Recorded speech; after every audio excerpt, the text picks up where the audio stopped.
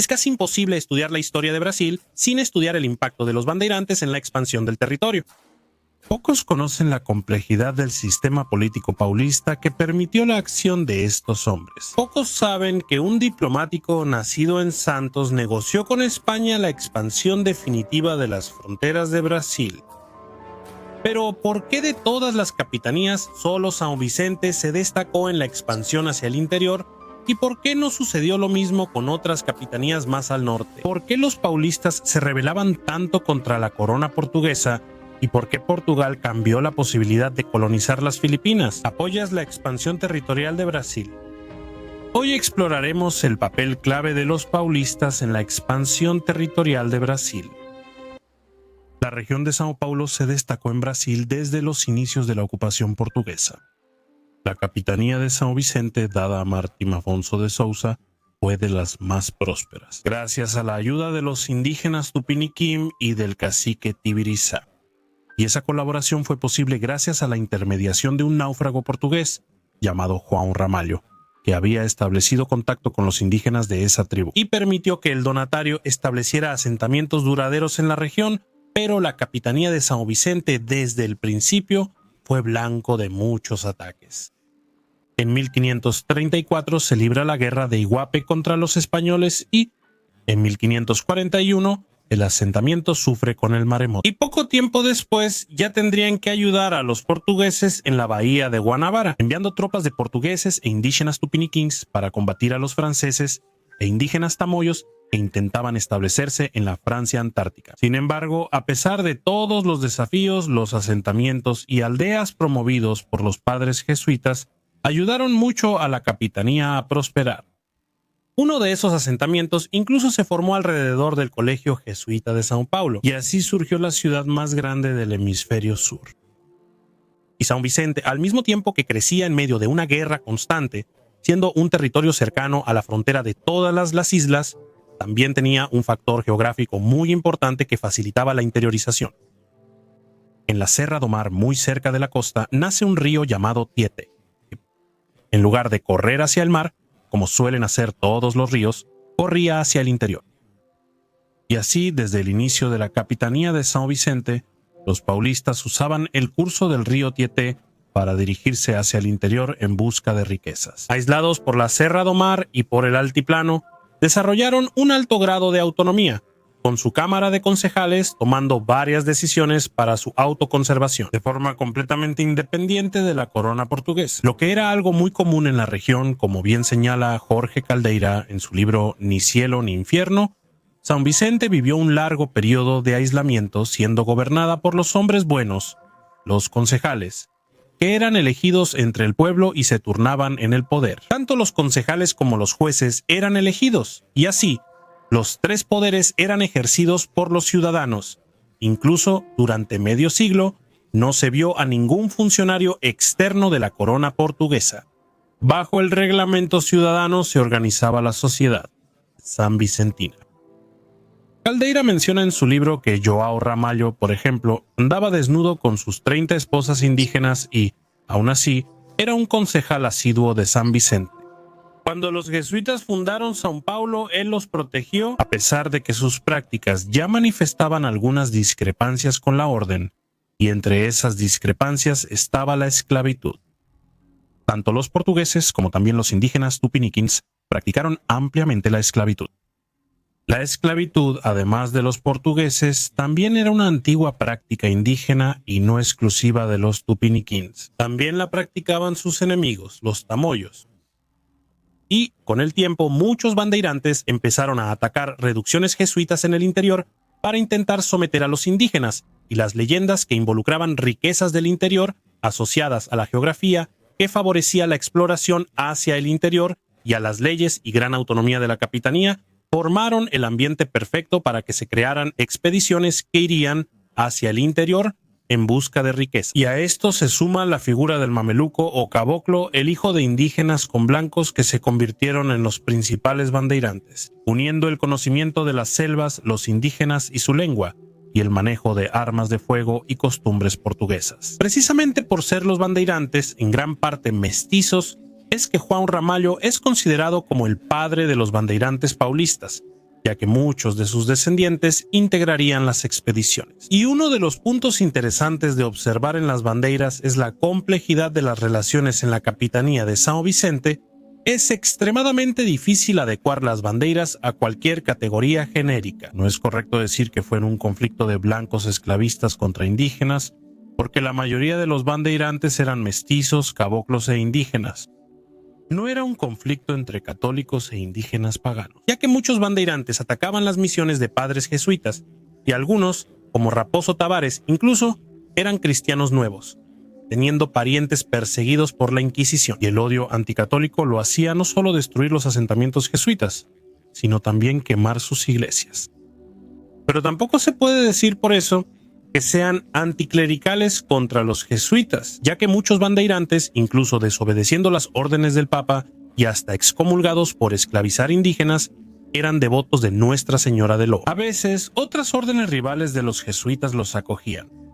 A veces, sacerdotes como el padre Fialho acompañaban expediciones participando en el hallazgo de las minas de Ouro Preto.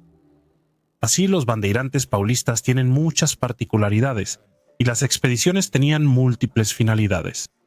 Había expediciones punitivas como la de Domingos Jorge Bello, que destruyó el Quilombo dos Palmares, así como otras destinadas a capturar indígenas y otras a buscar piedras preciosas y minas de oro en el interior. Muchos mitos y leyendas, como el Dorado, llenaban el imaginario paulista, que creían que iban a encontrar en medio del Sertão minas de oro, piedras preciosas y riquezas inimaginables que harían ricos a todos. Por eso, las bandeiras se organizaban en grandiosas expediciones con el objetivo de asegurar esas riquezas escondidas en algún lugar del interior de Brasil. Y los bandeirantes necesitaban usar la creatividad para sobresalir en las situaciones más adversas. Un ejemplo es Bartolomeu Bueno da Silva, que al ver a los indígenas goyases con oro, prendió fuego a un tazón de aguardiente con azufre. Y como los indígenas se quedaron asombrados sin saber cómo esa agua podía prenderse fuego, el bandeirante dijo que él era un brujo y que prendería fuego a los ríos si no le decían de dónde venía el oro. Y justamente por eso él ganó el apodo de Anhanguera o el Viejo Diablo. Algunos, como Fernão Díaz, el cazador de esmeraldas, murieron en el Sertão creyendo haber hallado esmeraldas, pero solo eran turmalinas. Otros, como Raposo Tavares, también. Perdiéndose, terminó recorriendo todo Brasil hasta volver irreconocible a casa después de tanto caminar. Pero no fue solo contra los indígenas aldeados que los bandeirantes lucharon. Los conflictos muchas veces también ocurrían con la propia corona portuguesa. Como São Paulo siempre tuvo mucha autonomía en su cámara legislativa, algunas reglas del reino simplemente no se aplicaban a São Paulo. Tenemos como ejemplo la esclavitud indígena, que estaba prohibida por la ley del Reino de Portugal e incluso por las bulas de los papas, pero aún la practicaban los bandeirantes y los indígenas aliados, alegando que era una costumbre consolidada por la Cámara. En 1640, cuando los jesuitas intentaron abolir esa práctica, la población los expulsó en la llamada Botada de los Padres. Solo regresaron a São Paulo 13 años después, en 1653. Otros bandeirantes tuvieron problemas con la justicia, como Anhanguera, que fue acusado por la corona de esconder riquezas para evadir impuestos, y también Borba Gato, que estuvo prófugo hasta encontrar riquezas y negociar la extinción de su pena. Los bandeirantes también protagonizaron conflictos contra los portugueses peninsulares, como fue el caso de la Guerra de los Semboabas, justamente porque vinieron muchos forasteros a intentar explotar las minas descubiertas por los bandeirantes. Pero fue durante la Unión Ibérica cuando las expediciones hacia el interior de Brasil se intensificaron más. Con Portugal y Castilla bajo un solo monarca, la enemistad entre ambos se transformó en alianza. Y las fronteras de Tordesillas empezaron a ser menos vigiladas, así que los bandeirantes emprendieron grandes expediciones, cruzando la línea de Tordesillas y estableciendo asentamientos en el lado español de la frontera. Las tierras de Brasil no estaban densamente pobladas. De hecho, para poder encontrar una tribu, los bandeirantes tenían que caminar mucho por largas regiones desiertas, sin ninguna señal de vida humana. Esos desiertos, sin personas, pero repletos de animales, peligros y selvas, se conocieron como los Grandes Desiertos. Así fue como la palabra sertão surgió de desertão.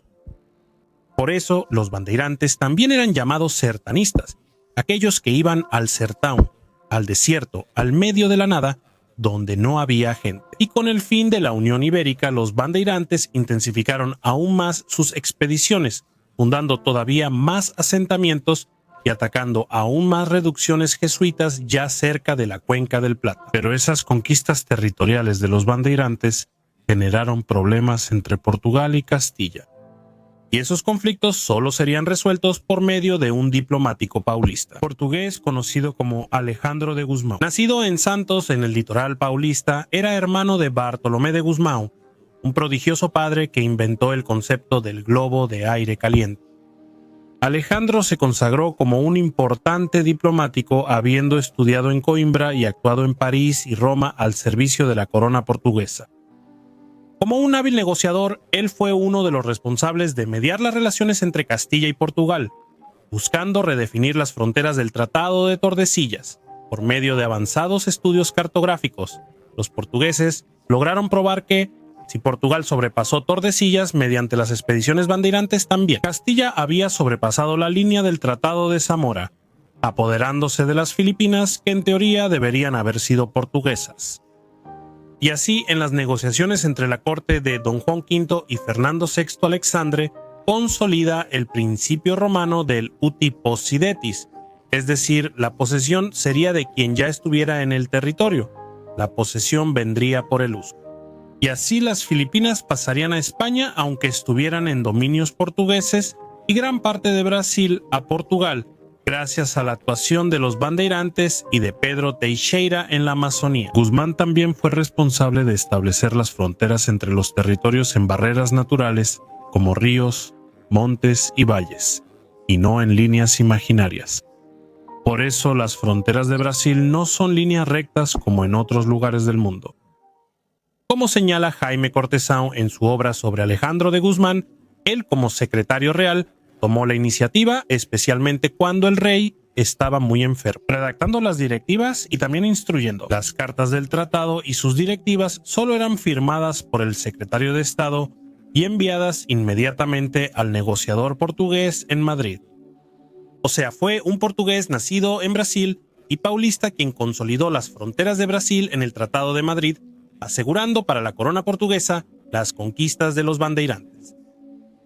Tras la muerte de Don Juan V Alexandre, no tendría un final feliz en la corte portuguesa. Guzmán no era una figura bien vista por el Marqués de Pombal, quien lo despreciaba y se encargó de eclipsarlo cada vez más en la política. Y fue así como los paulistas lograron expandir el territorio de Brasil. Durante mucho tiempo, los bandeirantes fueron considerados por la cultura paulista como una raza de gigantes y un motivo de orgullo. Y hoy son resignificados por la historiografía como hombres malos, incluso con estatuas quemadas. El hecho es que, independientemente de la visión positiva o negativa, fueron ellos quienes no solo expandieron las fronteras, sino que también encontraron oro en Minas Gerais, trayendo muchas riquezas para Portugal. E incluso crearon la cultura caipira, usando la viola como medio de distracción durante los viajes e incluso como un acto de comunicación entre ellos. Los paulistas, con la pluma y el barro, atravesaron Brasil y redefinieron las fronteras. Son hombres que no encajan en categorías simples como villanos o héroes, pero que fueron decisivos en la historia. São Paulo, así desde su génesis y hasta hoy, es una tierra de contradicciones y rebeldía, pero también de ambición, sagacidad y de muchas conquistas. ¿Y tú conocías la influencia paulista en la expansión de Brasil? ¿Qué fue lo que más te sorprendió? Entonces deja tu comentario ahora mismo para fortalecer nuestro trabajo y aprovecha para hacerte miembro del canal en este momento. Así vas a poder profundizar y conocer aún más la impresionante historia ibérica.